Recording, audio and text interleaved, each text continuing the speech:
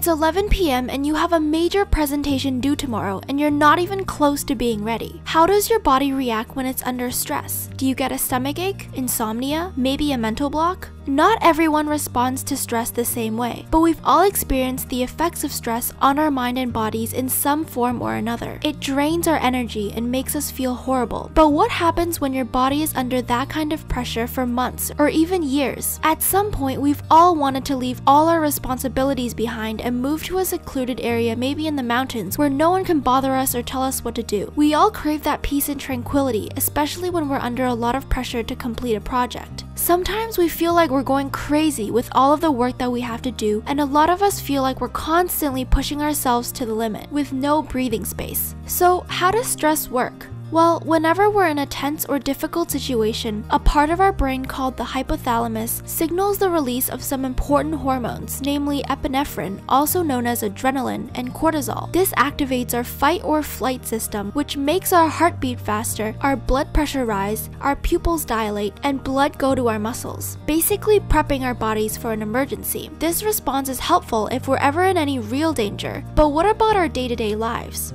Our bodies need to maintain a certain level of internal balance or homeostasis, but chronic stress causes us to constantly be in a hyperactive state, and eventually our body starts to overwork itself until it's no longer able to function properly. Effects on the brain. Canadian biochemist Hans Selye of McGill University defined two types of stress: eustress, which is a cathartic stress that usually helps us accomplish a goal, and distress, which is a bad stress that's more like being in a constant state of anxiety. Distress leads to a buildup of cortisol in our bodies, which damages and kills the cells in our hippocampus, a part of our brain responsible for episodic memory. A study at Stanford University found that high cortisol levels correlated with reductions in hippocampal volume in children aged 7 to 13. This will not only interfere with our learning, memory, emotion, and susceptibility to addiction, but lead to premature brain aging and a vulnerability to a wide range of mental illnesses. This is extremely detrimental, especially in children, because it greatly compromises the structure of the brain by destroying and blocking connections and can hinder normal development. The body. Another product of stress is epinephrine, which is what leads to an increase in heart rate as well as blood pressure. In the short term, it gives us an extra boost, but think about what might happen in the long run. A buildup of cortisol in the blood can also lead to cholesterol plaque buildup in the arteries. Our heart is then forced to work harder to pump blood throughout our body because we have now damaged our blood vessels. This damage leads to very serious conditions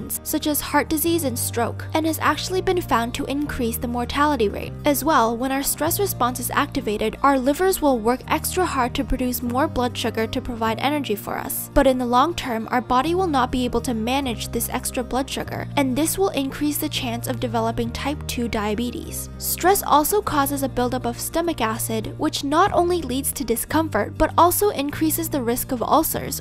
The immune system. At first, stress will stimulate the immune system, but over a period of time, our immune systems will gradually stop responding effectively. The increase of cortisol will decrease the production of lymphocytes and weaken our immune system, which will become less effective at protecting us from foreign invaders. People who are chronically stressed have been found to be more susceptible to infections, and it also takes them longer to recover. Prolonged cortisol in the bloodstream actually increases inflammation and ramps up cytokines, which play a role in chronic and autoimmune conditions. Autoimmune conditions occur when the body believes itself to be a threat and attacks itself, developing conditions such as fibromyalgia, rheumatoid arthritis, and lupus. A study at Carnegie Mellon University tested 276 healthy adults who were exposed to a virus carrying the common cold. It was found that in the bodies of those who had undergone a prolonged stressful event, the immune cells were actually unable to produce the signals to regulate inflammation, and in turn, the subjects were much more likely to develop the illness.